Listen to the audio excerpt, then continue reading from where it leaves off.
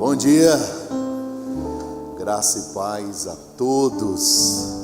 Espero que vocês tenham descansado, dormido bem e estão dispostos nesta manhã para ouvir a voz de Deus mais uma vez.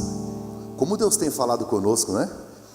Eu agradeci a Deus ontem, eu demorei a dormir, fiquei pensando no que ia falar e orando ao Senhor e pensando que presente Deus me deu poder estar aqui. Porque eu fui muito ministrado pelo pastor Paulo, pelo Douglas, pelo pastor Josué, e eu e minha esposa, esse tempo juntos, né?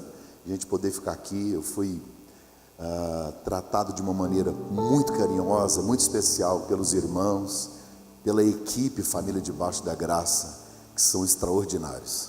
Tudo aqui é com muita excelência. E eu gosto disso, porque me inspira. Eu louvo a Deus pela vida do pastor Josué e da pastora Rose, porque as oportunidades que mudaram a história do meu ministério foram concedidas por eles. Então, assim, os maiores eventos que eu já participei na área de casais e de família, na verdade, pastor Josué, não sei se o senhor sabe, mas eu não pregava para família ou para casais, não era meu propósito, eu pregava para jovens. E um dia eu vim com a minha esposa em abril de 2014, em Poços de Caldas.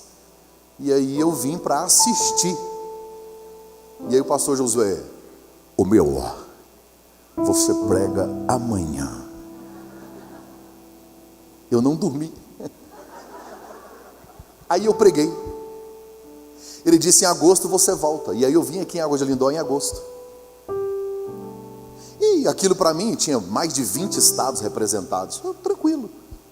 Preguei, me senti assim, falei, meu Deus, olha que legal, né? Aí continuei seguindo. Aí um dia eu fui pregar numa igreja, Balneário Camboriú. Preparei uma mensagem sobre a fé de Abraão.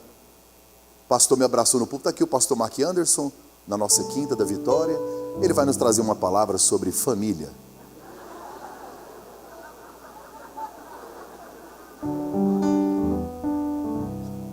Cheguei na igreja do pastor Silas Malafaia, quinta da Vitória. Vou pregar uma mensagem de Vitória. Aí ele me apresentou, está aqui o pastor Mac, que vai nos trazer uma palavra sobre família.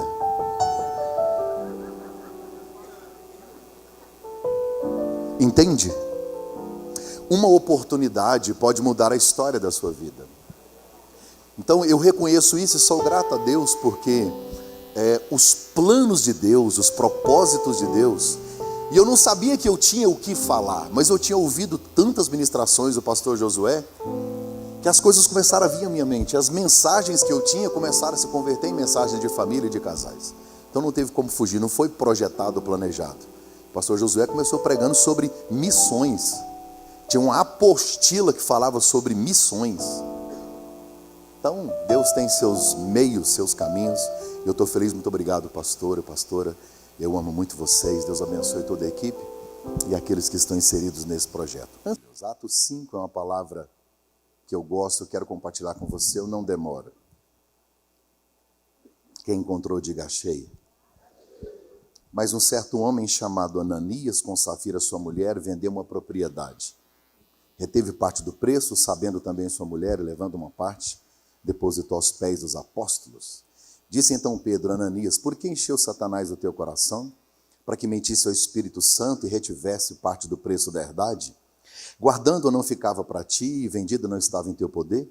Por que formaste esse desígnio em teu coração? Não mentite aos homens, mas a Deus. Ananias, ouvindo essas palavras, caiu e morreu. Grande temor veio sobre todos aqueles que isto ouviram. Levantando-se os moços, cobriram o morto e transportando para fora, o sepultaram. Passado o espaço de quase 3 horas, entrou também sua mulher, não sabendo o que havia acontecido. E disse-lhe Pedro, diz-me, vendeste portanto aquela fazenda, a herdade, a propriedade? Ela disse, sim, foi por esse valor que meu marido disse. Então Pedro lhe disse, por que entre vocês dois, vocês entraram num acordo? Vocês fizeram um concerto, vós vos concertastes para tentar ou mentir o Espírito do Senhor, eis aí a porta, os pés dos que sepultaram teu marido também te levarão a ti. Logo caiu aos seus pés, expirou, morreu, e entrando os moços acharam-na morta, sepultaram junto de seu marido. Houve um grande temor em toda a igreja e em todos os que ouviram estas coisas. Existem textos da Bíblia que a gente não consegue terminar dizendo amém, de tão traumáticos que são. Eu quero começar esta palavra te fazendo uma pergunta. O que mata um casamento? Só pense a respeito disso. O que leva um casamento à morte? O que faz com que um casal, membros da igreja primitiva, onde o Espírito Santo era tão poderoso, tão veemente, tão presente, que na primeira mensagem de Pedro, 3.000 almas se converteram. Paralíticos se levantavam. O que faz com que um casal, cujo pastor é Pedro, membros da Assembleia de Deus primitiva, com carteira de membro, em uma época onde a vida era comum entre os irmãos, com o poder do Espírito Santo presente, ofertando no altar e morrendo nele. O que mata um casamento?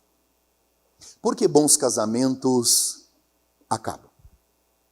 Se nós olharmos para as estatísticas do nosso país, e lembrando que a Europa e Estados Unidos têm muito mais agressividade com relação à morte das relações, você olha para o Brasil e percebe que as causas de morte nas relações são...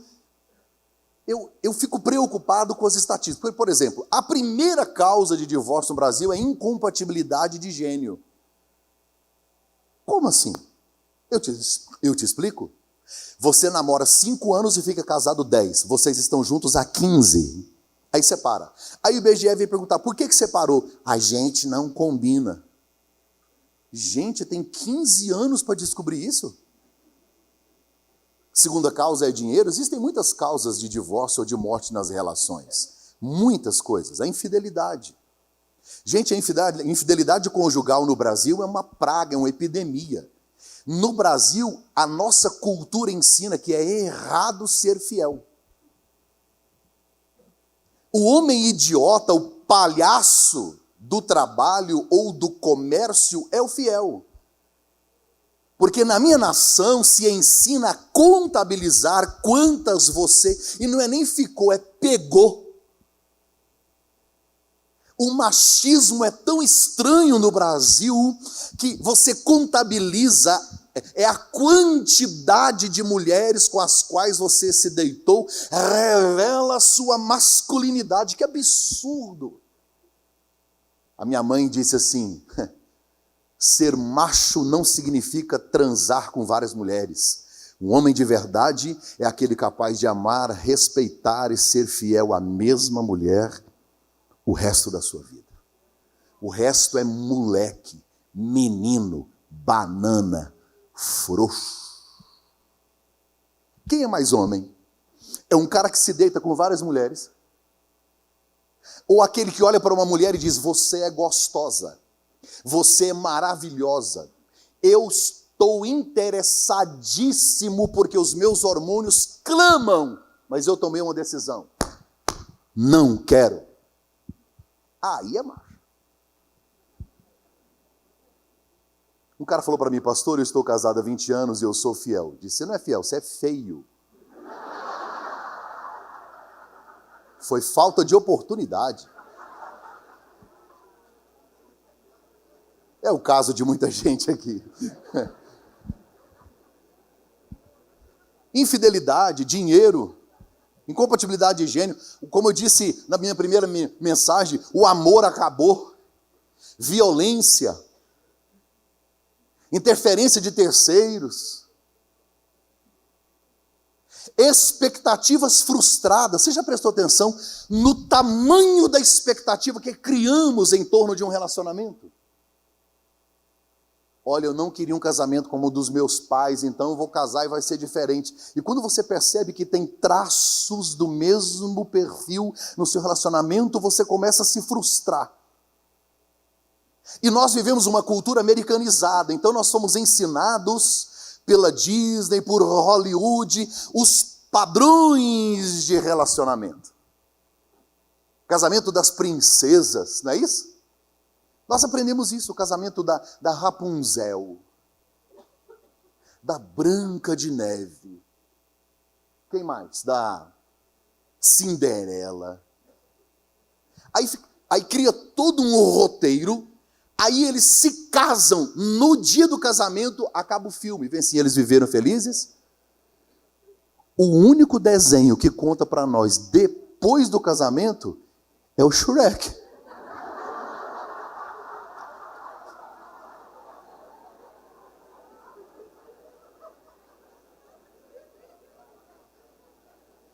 Não é mesmo, irmã Fiona? É isso.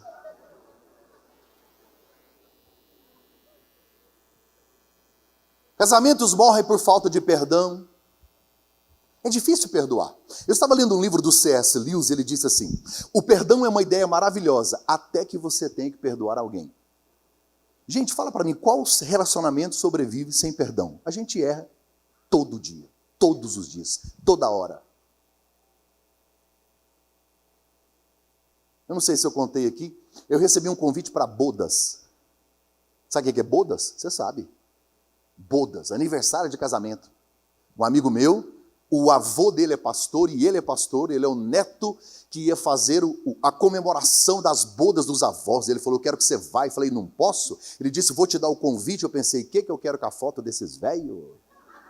Nem conheço. Mas ele me deu o convite, e quando eu olhei na capa do convite, os dois velhinhos de mão dada, coisa mais linda, parecendo um maracujazinho de gaveta, murchinho. A lei da gravidade imperando, o que estava em cima já está tudo embaixo. E os dois de mão dada, coisa mais linda. Aí abri e estava escrito, tantos filhos, tantos netos, tantos anos de pastorado, aquela coisa mais linda, aquela história. Quando eu fechei, do outro lado estava assim, 75 anos de casados. Eu guardei para os meus netos. Pastor, mas é lógico que viver esse tempo todo. Não teve crise, não teve problema, não teve situação difícil, não teve crise na sexualidade, problema financeiro, problema com os filhos. É lógico, foi um mar de rosas. Qual foi a primeira coisa que eu pensei quando eu vi? Quando eu vi que eu li 75, eu pensei assim, será que essa véia nunca pensou em matar esse velho, não? Eu acho que já.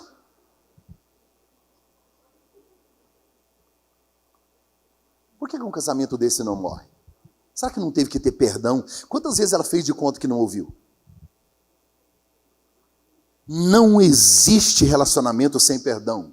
Assim como o amor, o perdão também não é um sentimento. Perdão é o que, gente? Decisão. Ninguém acorda, gente, que vontade de perdoar. Me segura! Me segura! Que eu vou perdoar agora, quer ver? Me segura para você ver, ó. Não é sentimento. Você nunca vai desejar perdoar. Não está no âmbito dos sentimentos, é da obediência. Quando Deus olha do céu e havia um divórcio entre nós e Ele disse, a solução é o perdão, através de um sacrifício. Um senhor de 50 anos disse, na minha época as pessoas não se separavam tanto, porque na minha época, com 50 anos de casado, ele disse, nós aprendemos que quando uma coisa estraga, a gente conserta, não joga fora. Então, se você for analisar, existem muitas causas para a morte. Crítica, mentiras, como foi o caso aqui, rotina, ciúme, e aí vai. E a gente vive uma época onde as pessoas vivem relações descartáveis, não estão valorizando o casamento como deveria. Antes de entrar aqui no texto, como eu disse outra vez, eu não quero fazer aqui uma exegese, até porque eu nem sei o que é exegese. Mas, por exemplo, casamento, união de dois pecadores. Você pode dizer isso comigo? União de dois. E é uma figura da relação entre Cristo e a igreja. Esse é o nosso paradigma, é o nosso padrão. Isso é difícil. Pastor José Gonçalves sempre diz uma frase que casamento é uma escola onde você se matricula e nunca pega diploma. Conhece alguém formado em casamento? Eu conheci um cara que ele está no 3º relacionamento. Ele disse assim, pastor, quando eu divorciei, que eu fui casar de novo, eu pensei, vou entrar arrebentando, eu já sei tudo. Ele falou, pastor, zera, né? Eu falei, lógico, uma mulher é diferente da outra. Aliás, ela é diferente dela mesma, depende do dia do mês. Nós somos uma caixa de surpresa. Outra coisa que você precisa entender é que casamento não muda ninguém, só tira a máscara. Por isso que um casamento de sucesso, o segredo dele é beleza e paciência. Quando tudo estiver bem, beleza. Quando não tiver, paciência. Os maldosos dizem que casamento é igual piscina de água fria. Quem está dentro fica dizendo, vem para você ver, tá uma beleza. Que delícia. Entra. Os maldosos dizem que casamento é melhor para a mulher do que para o homem. Por isso que as casas de branco e a gente de preto. Mas não é. O casamento é muito melhor para quem? Para o homem. Gente, me responda com sinceridade. O homem era feliz sozinho no Éden, sim ou não? Diga com verdade, o homem era feliz sozinho no Éden, sim ou não? Lógico que era. O lugar chama paraíso, gente. Não tem pecado, não tem defeito, não tem erro, não tem enfermidade, não tem sogra. O cara não tem que trabalhar, ele só come os frutinhos dele, sossegado, está tranquilo, está favorável. Deus desce todo dia para trocar uma ideia com ele. Gente, não tem um lugar melhor do mundo do que viver no Éden com Deus. É extraordinário. Ele é feliz, sim. Aí Deus olha do céu e diz, você está feliz demais. Aí lá em Acrescentares diz assim, far-lhe-ei uma confusão.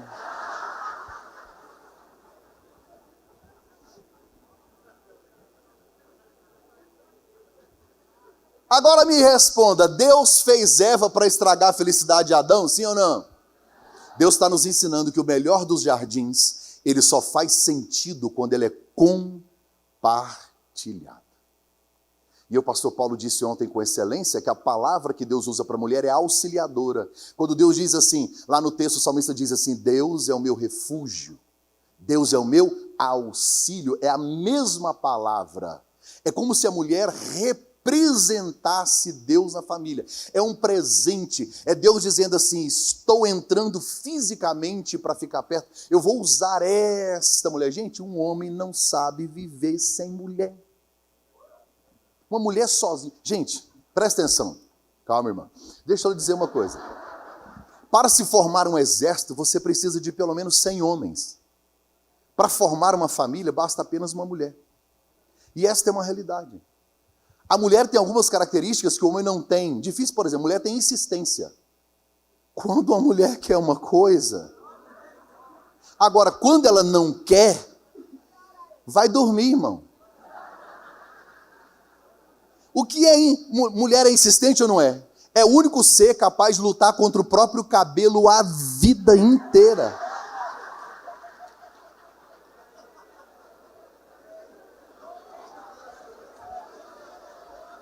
Tem uma outra característica da mulher, que não é só a insistência, a persistência. E tem diferença. Insistir, persistir é procurar estratégia diferente, mas com o mesmo propósito. Mulher é assim. Mulher usa salto alto. E você já usou salto alto? Quando essa mulher sair, vai lá no quarto. Não, não vai não. Vai que ela volta, deixa quieto. Pensa, ela chega a sentar. Não vai dar. Usar salto alto revela que as mulheres aprenderam a suportar a dor sem cair, mesmo quando o assunto não é sapato.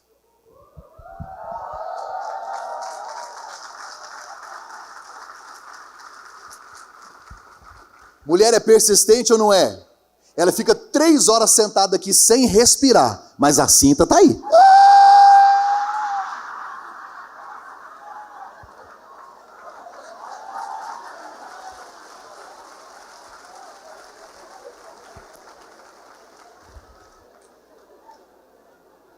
A gente precisa aprender com as mulheres. A gente não sabe viver sem elas. Então ela é insistente, ela é persistente, mas tem uma outra característica, ela é resiliente.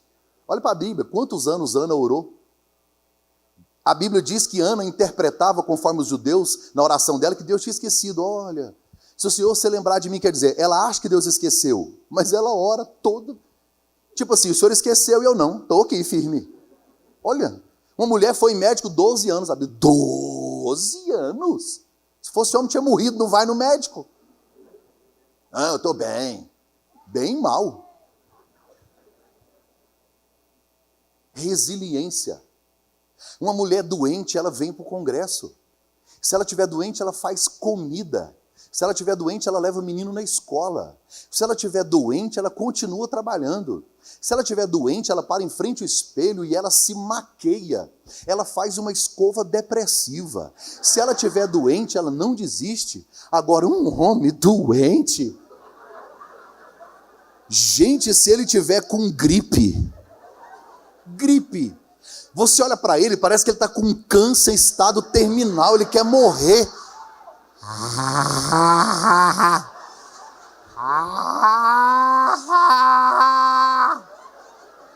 Se ele for solteiro, quem ele chama? Mãe. E se ele for casado? Mo.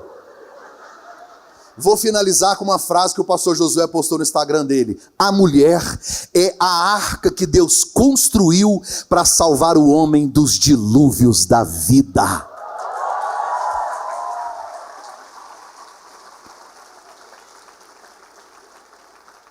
Agora eu vou vender material.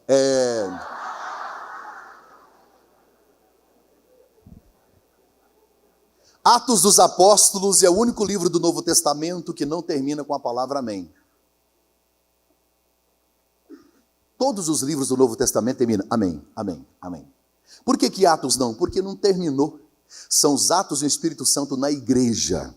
E eu e você continuamos sendo usados por Deus para transformar uma geração. E o amém vai ser lá na eternidade.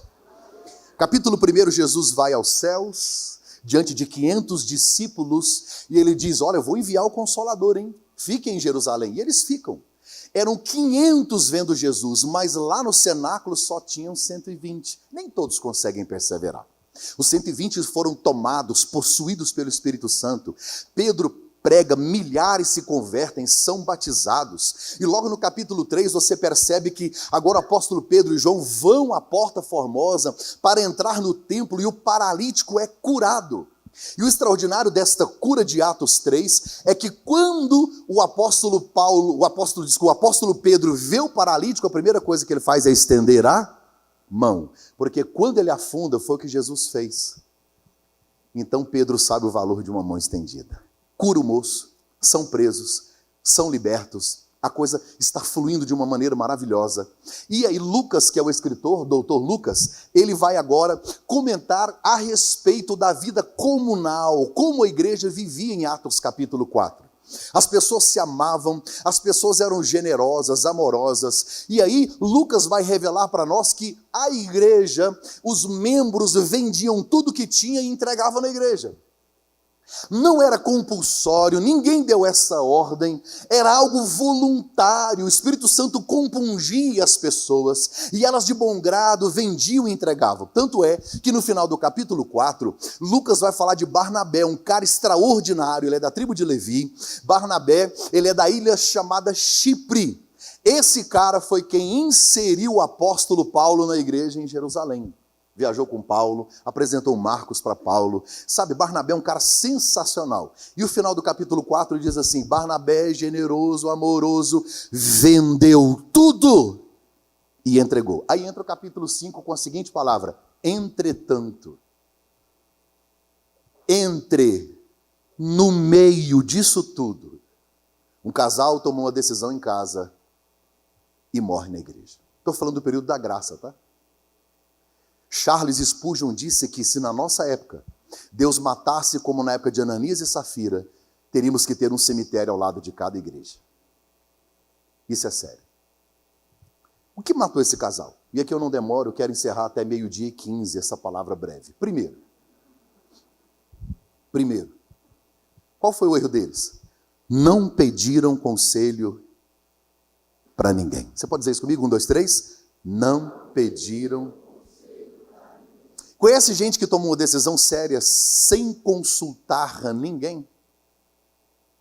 Porque o texto diz que eles venderam tudo, a herdade.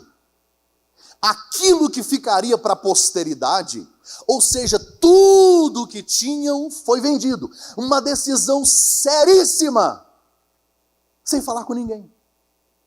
Se você percebe, Provérbios capítulo 11, verso 14, diz: na multidão de conselheiros há segurança. Provérbios 15, 22 diz: onde não há conselho, fracassam os projetos. Provérbios 24 e 6, na multidão de conselheiros está a vitória. Me encare aqui. Com quem você compartilha os segredos do seu casamento? Nós cometemos 2 erros. Um deles é o deles, desse aqui. Um deles é isso aqui. Não fala nada com ninguém. Mas eu quero trazer primeiro aqui uma palavra às mulheres. Eu sei que as senhoras precisam desabafar. Eu sei que as senhoras precisam falar. Eu sei disso. Tanto é que Adão ficou tão calado que o dia que uma cobra apareceu, ela disse: amiga. Gente, só mulher consegue conversar com a cobra que fala. Porque se eu estou sozinho, no mato, no jardim, pensa eu estou aqui, comendo, uma cobra aparece. Primeiro que eu já fico, opa! Se ela fala Mac Anderson, eu vou ouvir só Mac. Quando ela fala Anderson, eu estou longe. Mas Eva precisava desabafar.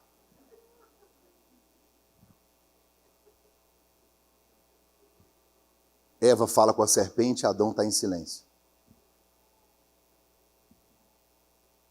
Eva come o fruto, Adão está em silêncio. Eva dá o fruto para Adão e ele fica em silêncio. A serpente ofereceu para Eva o que Adão omitiu: palavras. As senhoritas gostam de falar, né? Pastor, eu tenho uma amiga que ela parece psicóloga.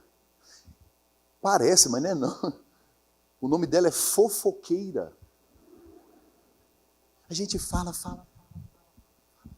Precisa falar com quem você compartilha os segredos do seu relacionamento.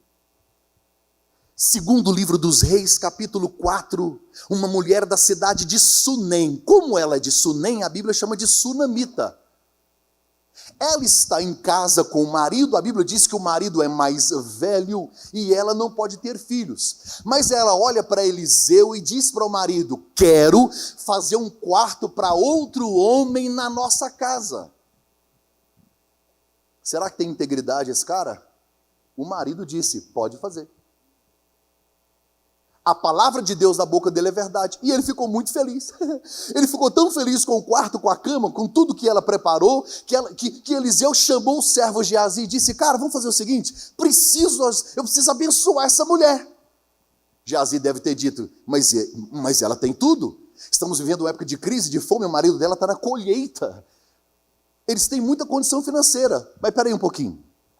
Deixa eu dar uma entrada aqui no Orkut. É porque o Orkut é dessa época. Aí entrou e disse: olha, a casa dela está tão organizada, a casa dela está tão limpa, a casa dela não tem um risco, não tem um rasgado, não tem uma sujeira, não tem um problema, está tudo tão organizado. Não tem criança nessa casa. Está muito organizado. E Geazi disse, está lá em Acrescentares, perto de Heresiastes. Geazi disse: só tem um problema, o marido dela é muito velho. Eliseu respondeu: mas Ezequiel 37 diz que é para profetizar no vale de ossos secos, que o exército se levanta. E levantou. Ela deu à luz, quando o garoto estava com 12 anos, o garoto aconteceu o quê? Deu uma dor de cabeça doida nele lá no campo e ele morreu. Olha o tanto que mulher persistente, olha a resiliência. Quando alguém morre, o que você faz? Enterra. Ela foi no profeta e disse: aceito não. Pensa, já morreu. Só que a Bíblia diz que ela pega o garoto e coloca aonde? Quem se lembra? No quarto que ela fez para Eliseu, aonde? Saindo! Fechou a porta! Por quê? Porque nem tudo que está morto na sua casa, todo mundo precisa saber. Quem anda entrando lá? Quem? Com quem você compartilha coisas. Porque quando você fala mal do seu cônjuge, compartilha algo que está dando errado com alguém que não tem condições de te ajudar, duas coisas acontecem. Primeiro, isso vai se multiplicar. Segundo, o diabo não sabia o que você estava pensando. Agora ele já sabe e já armou uma estratégia. Cuidado. Ela deixa o garoto, fecha a porta. Fecha a porta. Para de postar certas coisas na rede social. Mulher casada. Casada. Se sentindo só. Oi. Eu postei uma frase sobre amor no meu Facebook. Eu pus assim: um amor de verdade não é aquele que te completa, é aquele que te faz transbordar. A mulher escreveu embaixo: vai dizer isso pro meu marido, aquele grosso, e marcou o cara.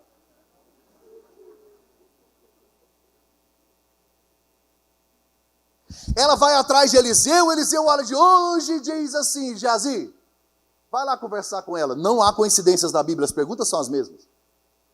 Lá vai Geazi. Vai bem contigo? O que ela diz? Vai. Vai bem com o teu marido? Vai. E com o teu filho? Tá tudo beleza, vaza, não quero falar com você. Olha a sabedoria. Aí Eliseu faz as mesmas perguntas. Vai bem contigo? Vai. Vai bem com teu marido? Vai. Teu filho morreu, não pedi, o senhor orou, e ela vai para cima. Pá, porque não vai. Aí Eliseu disse: tá bom, pega o cajado dele, símbolo de autoridade, a unção de Deus na vida dele, entrega para Geazi. Vai, Geazi. Geazi entra onde não deve, vê o que não deve, faz o que não deve, e o menino continua morto. Pastor, ninguém vai me ajudar. Eliseu. Geazi não. Pastor, estou pensando em divorciar, vou pedir um conselho para a Gretchen.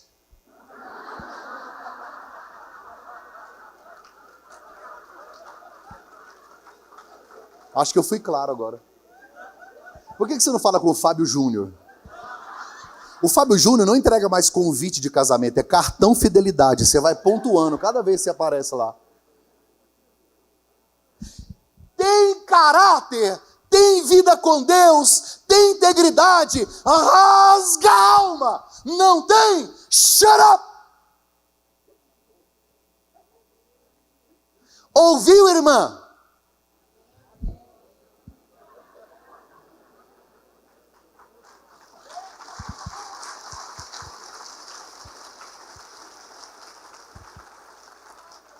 Agora nós homens temos o mesmo problema de Ananias. Fala nada. Nada. Tem duas. Eu sou macho. Eu acho. Tem duas coisas que a gente tem dificuldade: reconhecer que está errado e pedir ajuda. Gente, um homem não abre mão do controle da TV, pensa da vida. Você conhece algum homem que está no trânsito, perdeu, e ele fala assim: perdi? Eu nunca vi. Você conhece? Seu marido faz isso? Ele perdeu, ele fala: perdi. Não. O que ele fala? Que? E a senhora com aquele português correto? A gente estamos perdidos. O que ele fala? Que é isso? Que? Conheço aqui igual a palma da minha mão? Ah lá, aquele prédio. Conheço aquele prédio, a senhora, lógico, passamos aqui 6 vezes. Conhece mesmo, mãe?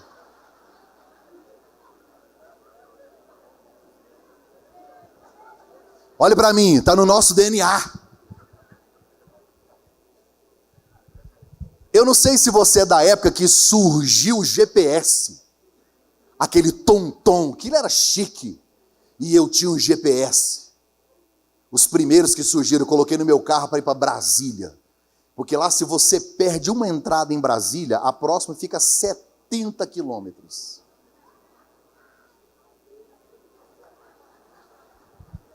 É um beija-flor em cima do teclado, gente. Dá para filmar aqui, olha isso.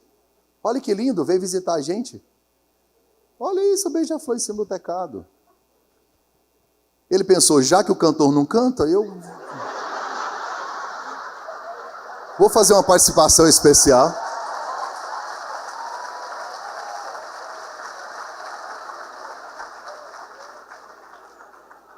Aí ele cantando, ó. Ó. Ó. Falei que ele ia cantar. Ele deve estar perdido. Volta para mim, por favor.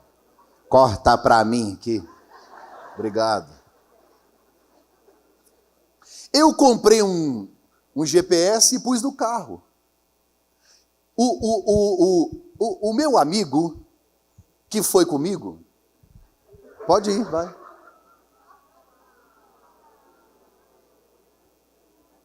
Ele deve estar dodóizinho. Deixa ele embora. Eu não vou nem pregar, que vocês não vão parar de olhar para ele. Tente olhar para mim, preste atenção. O meu amigo, que ele nunca tinha visto um GPS. Aí entramos no carro, liguei o GPS e a mulher já começou a mandar na gente. Pegue a primeira direita. E eu tô indo. Aí daí a pouco ela falou assim, pegue a esquerda. Eu falei, aqui? Eu conheço que igual a pau da minha mão, não é a esquerda, é a direita. E entrei, quando eu entrei, ela falou, pegue o próximo retorno. E aí ela começou a falar, você está a 7 quilômetros do destino. Você está a 10 quilômetros do destino. E eu dirigindo e tentando desligar. Uma mulher assim, nem no GPS elas não param. E eu tentando, e ela falando, tentando. Gente, eu rodei. E meu amigo impressionado, nunca tinha visto o GPS. Aí daqui a pouco, ele é um goianão, que ali daqui a pouco ele falou assim,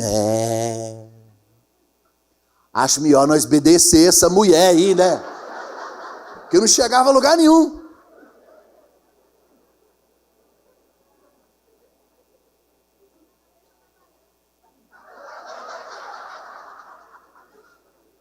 Escute,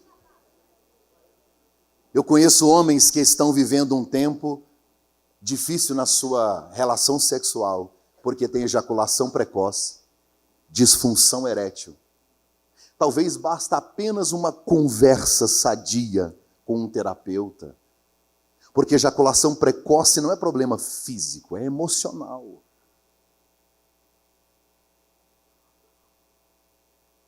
Talvez sofrendo por causa de coisas que você já poderia ter resolvido há muito tempo, crise financeira, e continua mantendo as aparências, e quem vive de aparências aprende com o tempo que fingir ter dinheiro custa muito caro. Mas não procura socorro, não procura um conselho, uma ajuda e dizer, eu não consigo mais, eu preciso de um socorro. Alguém perto de você tem o que você não tem, sabe o que você não sabe, vai fazer o que você não consegue fazer. Deus sabe tanto que o macho tem dificuldade de reconhecer isso. Olha o que Deus fez, a mulher fica fértil quantas vezes por mês? Uma. Quantos óvulos vêm uma vez por mês? Quantos óvulos? Por mês. Você sabe quantos espermas saem de uma vez? Eu não disse por mês. De uma vez. 4 milhões. Sabe por quê? Porque Deus sabia que nenhum dos miseráveis ia parar para perguntar, onde é que fica?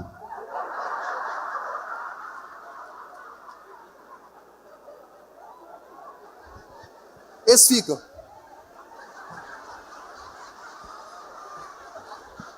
Cheguei. E não perguntei para ninguém. Cheguei.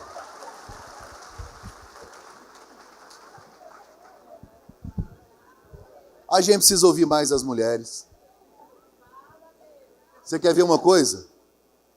Mulheres não respondam, só homens. O que mudou no painel aqui do encontro? Mulheres não falam nada, só homens. O que mudou no painel?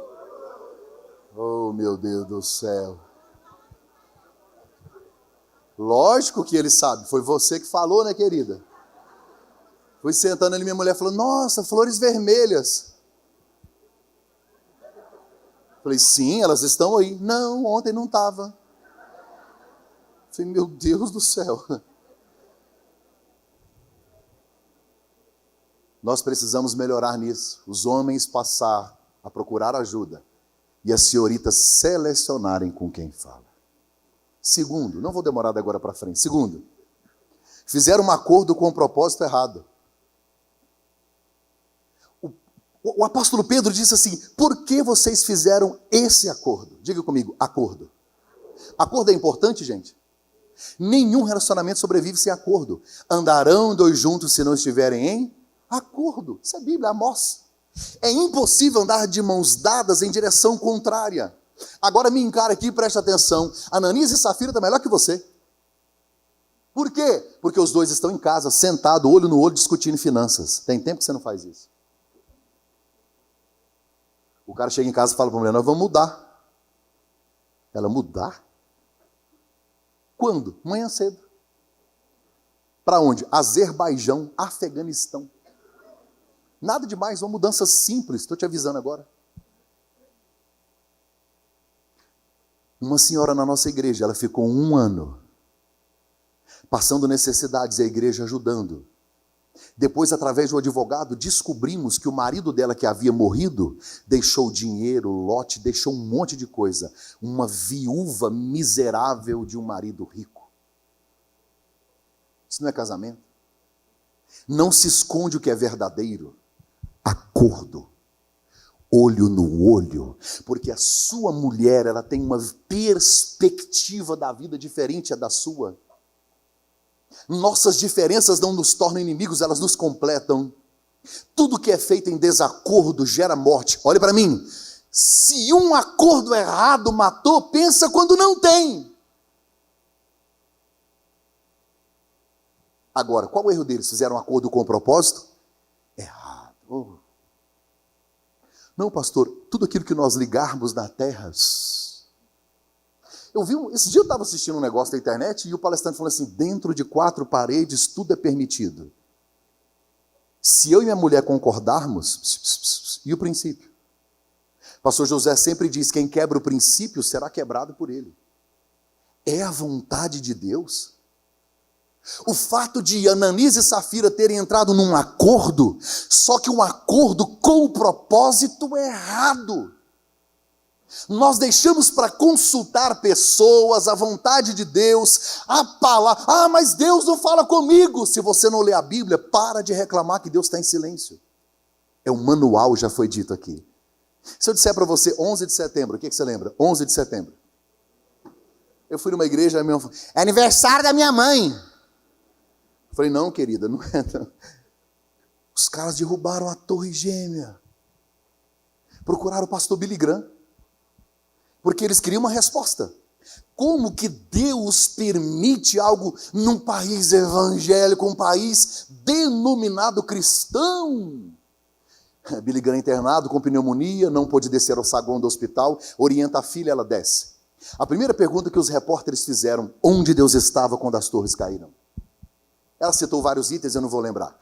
Ela disse, Deus estava no mesmo lugar em que Ele estava quando nós retiramos o ensino religioso das escolas. Deus estava no mesmo lugar em que Ele estava quando nós autorizamos o casamento homossexual.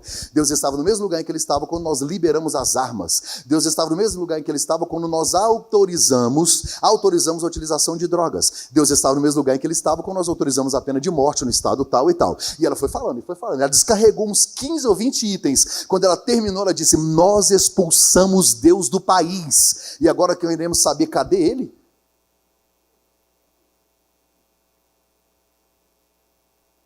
Pastor, como eu vou saber a vontade de Deus? Bíblia e bons conselhos.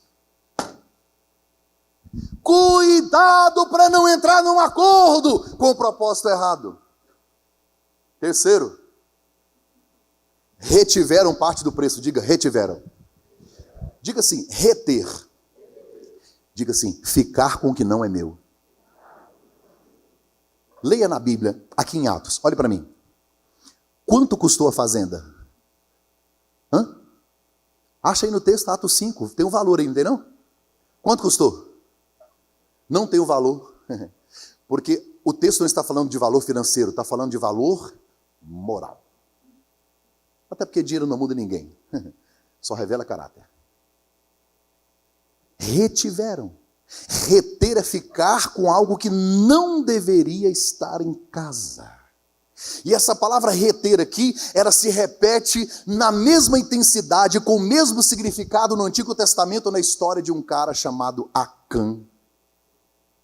A Bíblia diz assim que, ao passar por Jericó, Deus disse, não peguem nada, porque é maldição anátema.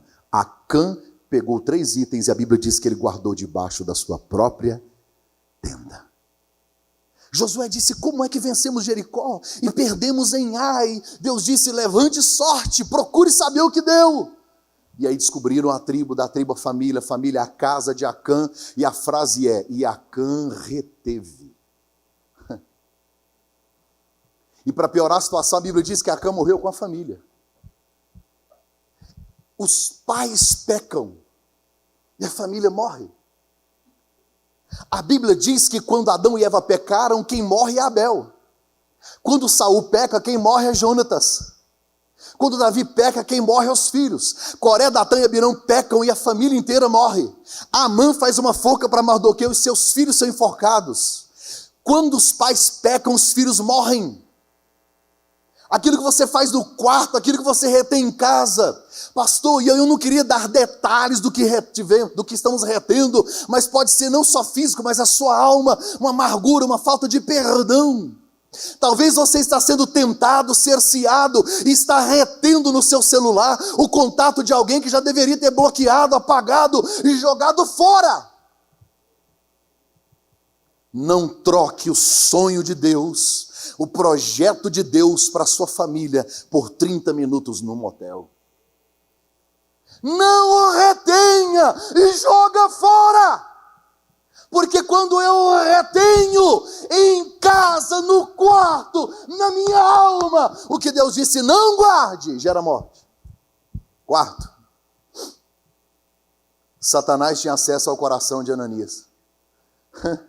Gente, o sacerdote, Satanás tem acesso ao coração dele, que estranho. Desde o Éden, Satanás tenta ter acesso ao nosso coração. No verso 3, Pedro disse assim: por que você deixou Satanás encher seu coração? Satanás tem acesso ao coração de crente? Lógico, basta você deixar. Desde o Éden. Ele conseguiu através da serpente.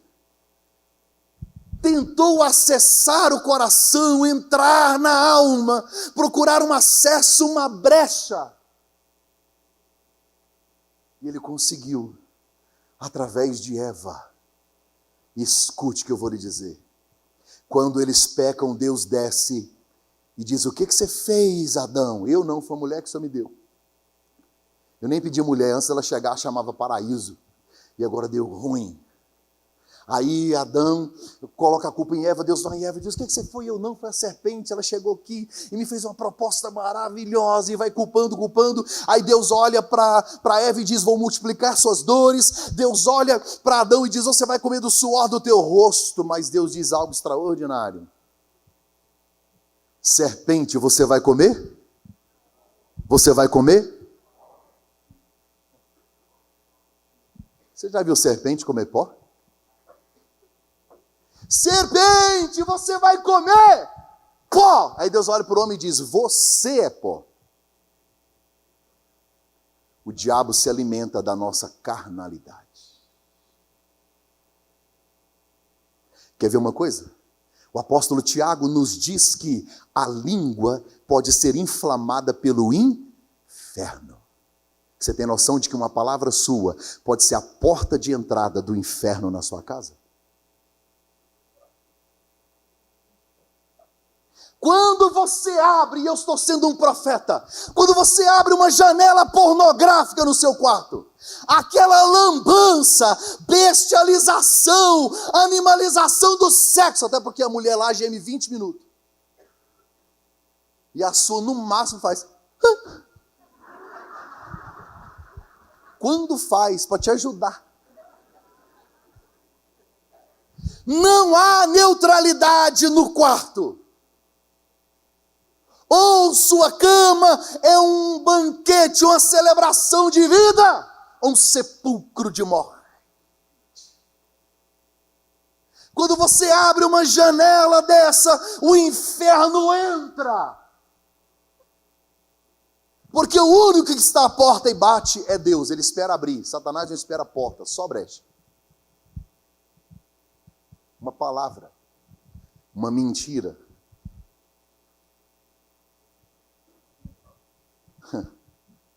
Satanás tinha acesso ao coração de Ananias. E isso é sério. Quinto, mentiram para o Espírito Santo. Diga, mentiram. Quem é o pai da mentira? Por que Deus permitiu que eles morressem? Porque Jesus passou 3 anos combatendo a hipocrisia. Gente que fora é uma coisa e na igreja é outra. E aí Jesus vai combater os fariseus e agora eles vão fazer a mesma coisa. Gente, olha para mim, qual era a ideia? Qual era a ideia? Quem doava era generoso e amoroso. O que eles pensaram? Não interessa quanto. Não interessa gentilmente. O importante é que as pessoas acreditem que nós somos um casal top. Eles querem comprar reputação, e anote aí, quem compra reputação vende caráter. É gente que em casa é um inferno, vem no carro para a igreja, aquela confusão, parece um ninho de gato. De que você vai me chamar na igreja, bagaceira? Sem não troço do inferno, aquela confusão, e menino, e grita, aquela confusão, aquela coisa, aí para na porta da igreja, olha o pastor, graça e paz.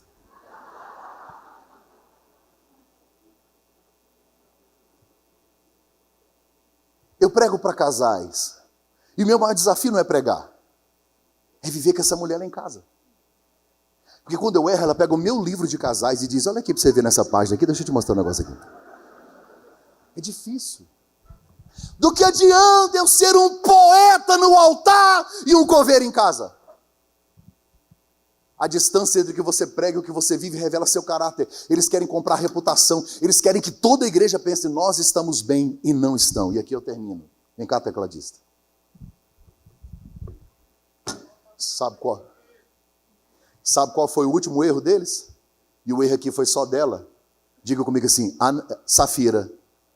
Diga, Safira perdeu a maior oportunidade da sua vida. Olha como Deus é maravilhoso. Quando ela chega, o pastor Pedro diz assim, conte-me a verdade.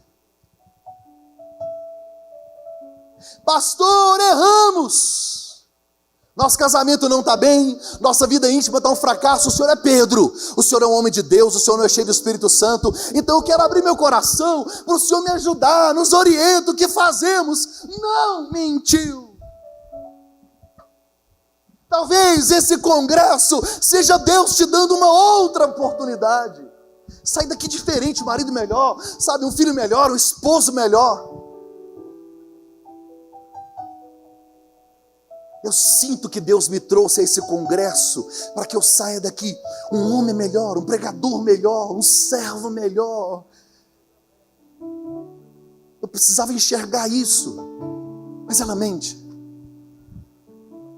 E a frase que mais me marca, primeiro que diz que ela chegou 3 horas depois, revelando uma verdade exegética profunda.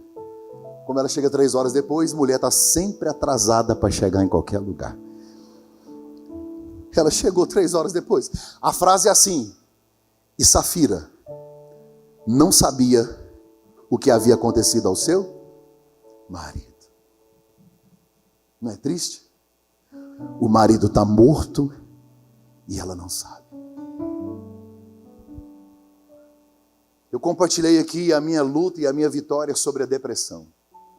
E nos corredores algumas pessoas me procuraram, pastor. Eu estou sentindo isso.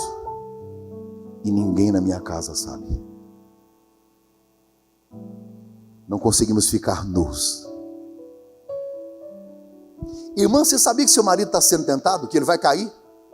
Você sabia que está alguém cerceando ele, encantando ele, falando com ele? Ele já tentou te comunicar e você ignora.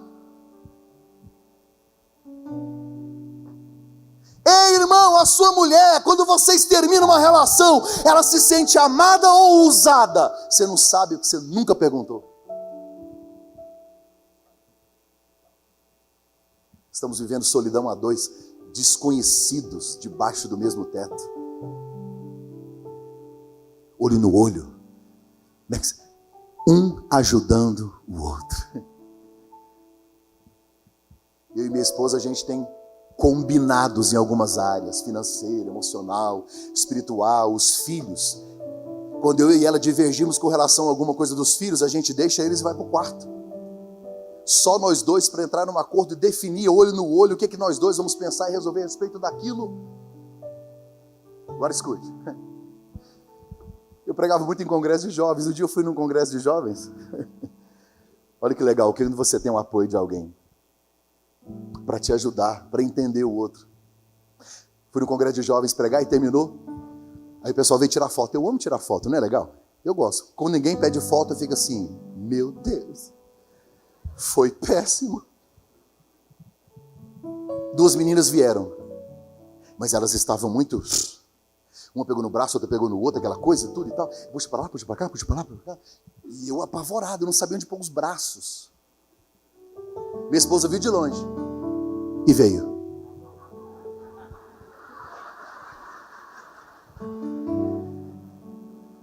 Quando ela chegou, sabe o que as meninas fizeram? Não era celular, era uma máquina digital. Tira uma foto dele com a gente. Ela, tudo bem, pegou a máquina. Tirou, vou tirar mais uma para garantir e tal. Entregou. Eu entrei no carro e falei para ela, o que a gente já combinou? Um protegeu o outro em todos os sentidos. Primeiro, se elas fazem isso com um cara que a mulher é barraqueira, agora você pensa o que ia acontecer aqui no meio, tem que orientar elas, falar com elas, me tirar de lá e falar, eu sei. Aí eu comecei a falar, e ela caladinha, do jeito que ela é, na dela, tranquila, cegada. Nem me olhou, ficou assim. E eu dei um sermão, falei. Quando eu terminei, falei, você não me falou, não vai falar nada.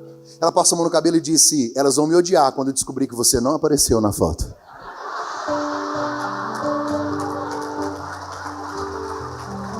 Oi?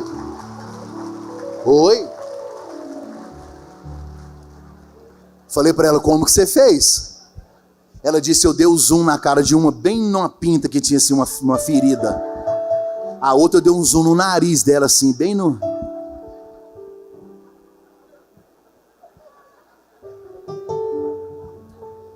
Coloque-se em pé, eu vou terminar em 2 minutos te contando uma história, meu tempo esgotou até. Eu vou terminar, diga assim, Filmou isso aí, filho? Eu me casei há 21 anos atrás, foi a melhor decisão da minha vida. Casei com essa mulher, eu prosperei, casei com ela, meu ministério decolou, casei com ela, engordei 26 quilos. Você sabe que as mulheres casadas engordam mais que as solteiras? Lógico. A solteira chega em casa, dá uma olhada no que tem na geladeira e vai para a cama.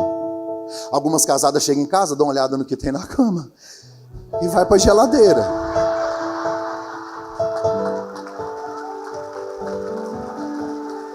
A culpa é nossa.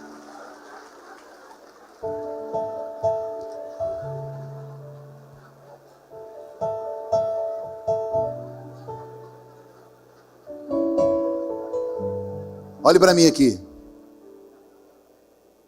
Nós somos de Goiás, nascemos no interior. O sonho de todo goiano é conhecer o mar, né? O baiano fica dizendo assim, vocês tiram férias onde a gente mora, seus metidos, né? E eu não tive o privilégio de levar ela na lua de mel para conhecer o mar. Não tínhamos dinheiro.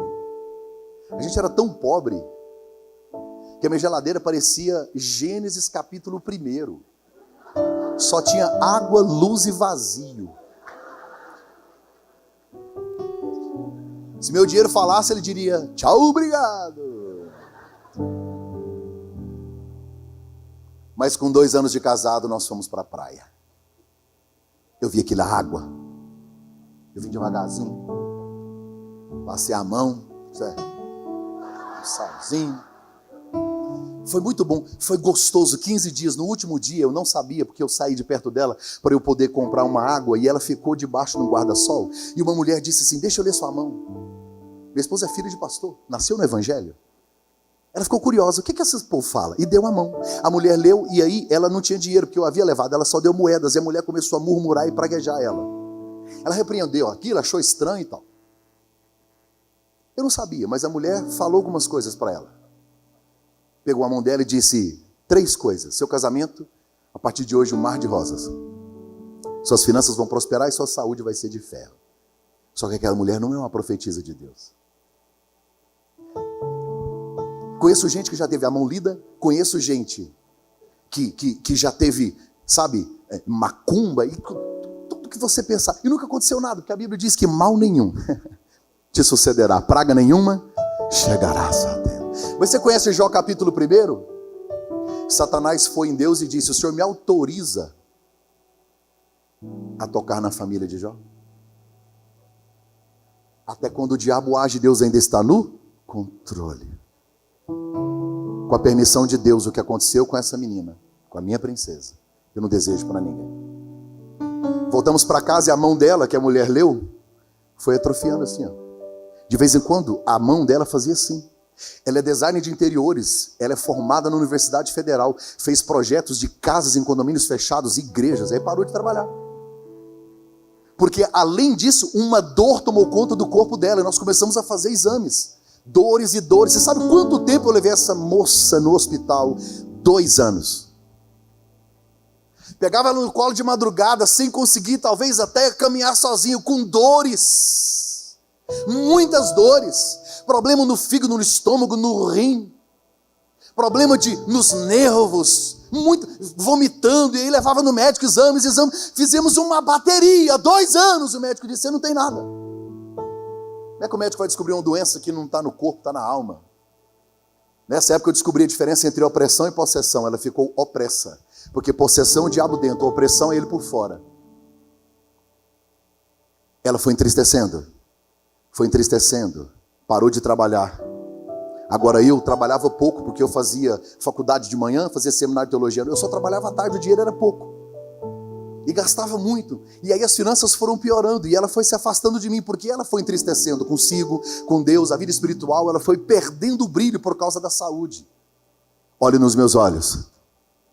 Eu fiquei meses sem ela tocar em mim. Para um recém-casado.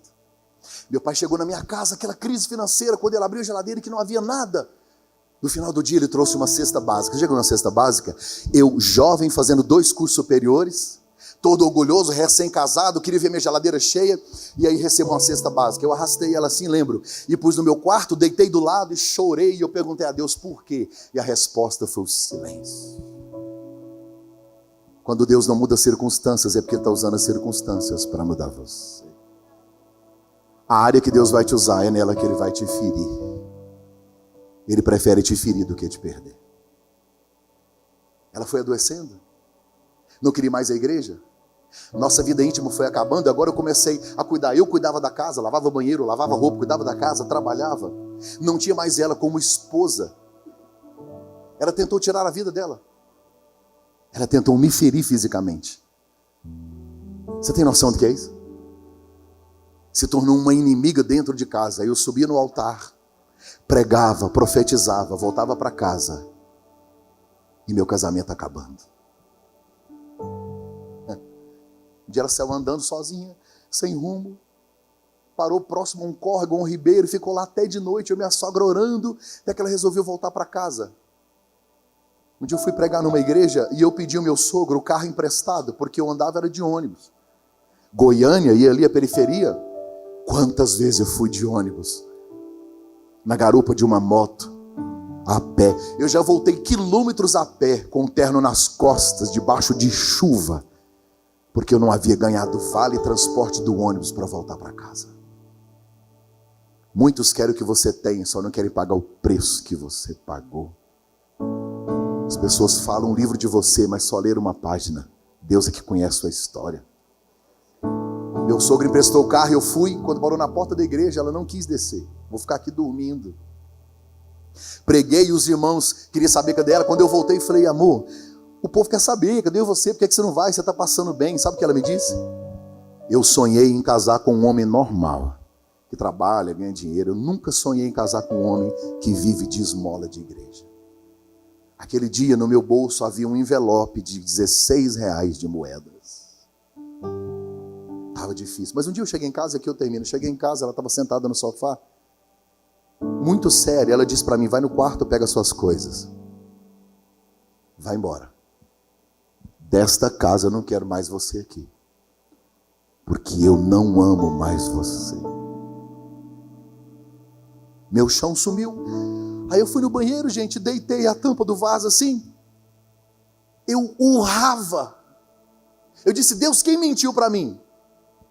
O meu pastor que me obrigou a fazer um seminário que eu nunca quis mexer com isso. Ou os profetas que eu nem estou acreditando mais e me disseram que o Senhor ia me ajudar e me usar para restaurar famílias, casais. Como que eu vou pregar para um casal se o meu casamento acabou? Eu levantei, lavei o rosto, Deus me deu uma palavra. Eu fui lá e disse para ela: eu não vou sair dessa casa. Você também não vai sair dessa casa. Porque esse casamento não foi feito na terra, foi feito no céu. Esse casamento não é projeto nosso, é projeto de Deus. Eu te amo tanto e eu não vou desistir de você. Ela caiu em prantos, eu saí. Naquela semana minha sogra convenceu ela de ir num acampamento só de mulheres da igreja. Só mulheres, só mulheres. Só palavra, testemunho. E no último dia, uma missionária deu um testemunho que parece com esse. E aí ela olhou e disse, e abriu os olhos, eu entendi. Ela foi na missionária e disse: missionária, eu preciso confessar o que está acontecendo. Eu quero cura de Deus, eu quero restauração da minha família. Elas conversaram. A missionária disse que quando ela ajoelhou, que ela levantou, já levantou com um semblante diferente. E aí nós homens ficamos na igreja esperando as mulheres. 3 dias sem elas. Aí era o culto só com os homens. Pensa no culto ruim, só nós. Os meninos correndo, a meia verde, outra amarela, a camisa do avesso, o cabelo sem pentear. Eu fiquei pensando, pensa a casa desses homens 3 dias, só no Nissimbi hoje. Aquela confusão assim. E ela entrou. Elas entraram cantando. Pensa, mulher já é espiritual. Pensa 3 dias na oração. Aí ela veio e me abraçou apertado e disse: eu amo você. Eu me afastei e disse: trocar a minha mulher? Para piorar, segunda-feira eu cheguei em casa, ela estava sentada no mesmo lugar que disse que não me amava. Eu cheguei e esfriei. Só que ela estava diferente, uma roupa bonita, salto alto, maquiagem. Falei: onde você vai? Eu vou à igreja, reunião de oração dos jovens, eu sou a preletora. Falei: você é o quê? Preletora. Falei: peraí que eu vou lá ver. Aí tomei um banho, seguramos na mão, não tinha carro. Aí fomos descendo a pé. E ela falando das coisas de Deus, falando da Bíblia, falando do ministério, projetos. Você sabe o que eu falei nada, porque eu falei: o que está acontecendo? Cheguei na igreja, ela contou essa história que eu não sabia. Chorei igual uma criança, jovens se reconciliaram. E ela voltou para casa. Ela que não me procurava, eu tive que falar: querida.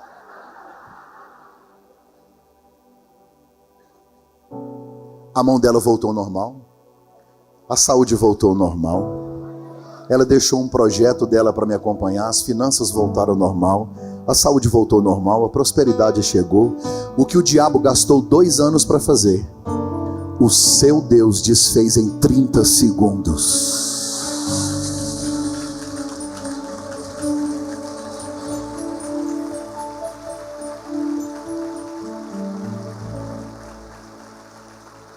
Não tem filho que Deus não salve.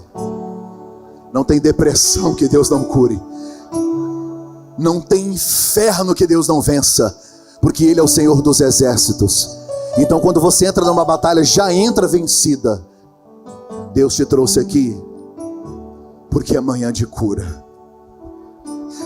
E a cura que você vai receber aqui, você vai levar para curar toda a sua casa, seus filhos. Sua história nunca mais será a mesma. E antes do final desse ano, você e sua família vão profetizar como Josué: eu e minha casa serviremos ao Senhor. Abraça o seu cônjuge, está perto de você, e comece a orar por ele, com ele. Ore, ore, ore. E nessa oração agora eu quero que você cite o nome dos seus filhos. Eu quero que você cite essa circunstância difícil. Orando a Ishoria.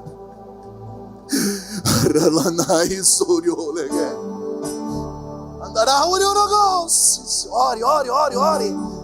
Seja profeta da sua casa. Seja profeta da sua família. Ore, ore, ore, ore. Em nome de Jesus, ore, ore. Seja sacerdote da sua casa.